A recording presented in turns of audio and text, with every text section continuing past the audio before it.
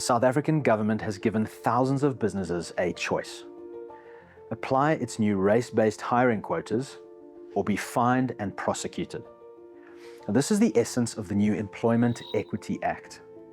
Its primary requirement is to restrict white male employment, but its knock-on effects threaten to increase unemployment for all communities, repel investment, and destabilize the entire economy.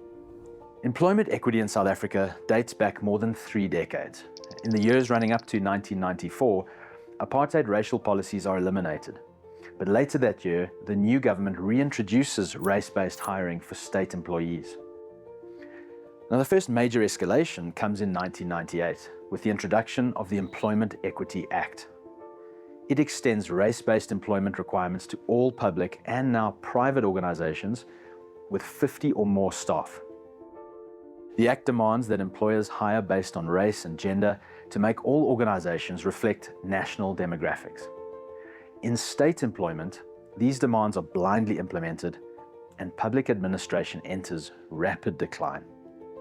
But the vagueness of the requirements still enable employers to find ways around this racial engineering, mitigating damage and protecting their workplaces from forced discrimination. Then in 2025, dissatisfied that employers still find ways to exercise autonomy in hiring, the government introduces the most extreme employment regulations to date. The latest employment equity regulations for the first time establish explicit employment quotas. Employers are classified into 18 industries, each split into 4 employment tiers. Each of these 72 categories is then assigned specific quotas for race, gender, and disability. From September 2025, employers have 5 years to fully comply, but risk fines every year for slow progress. Now, what would be the impact of such extreme social engineering? Well, put simply, endless absurdities. Think, for example, of roles overwhelmingly preferred by women, like nursing and childcare, or by men, like trucking and construction. In these cases, the roughly 50% quotas for gender are clearly impossible to meet.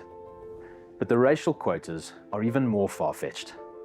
They restrict white males to just 4% in many categories, and most not much higher.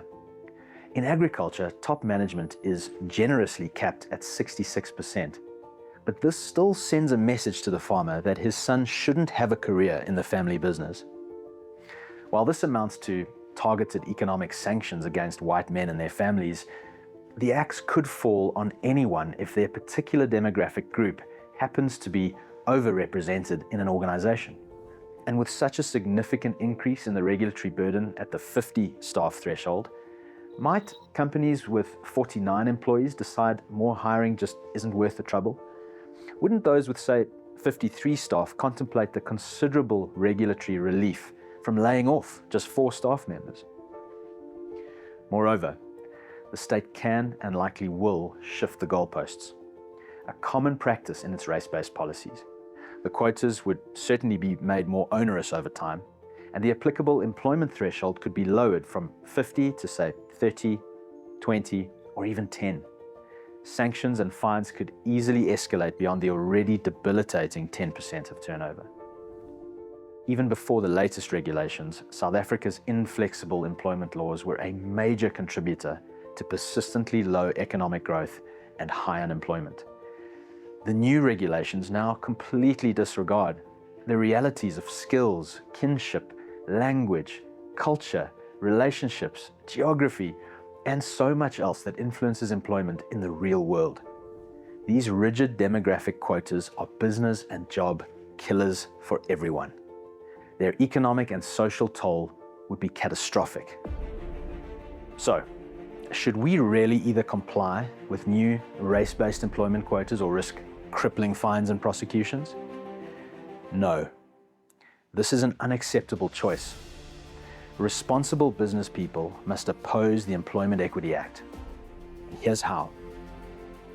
First, we can expect widespread non-cooperation with these impossible requirements by ethical businesses as they inevitably prioritize their real-world obligations to staff, customers, and shareholders. Second, foreign companies to whom the Act and quotas also apply should and will escalate their concerns with their respective embassies. Third, Sakeliga and others are litigating to oppose these regulations on constitutional and practical grounds, and it is crucial that business people support these legal efforts. With resolute opposition and ethical, appropriate non-cooperation, we can resist these employment quotas and protect our businesses, our employees, and all communities across the country.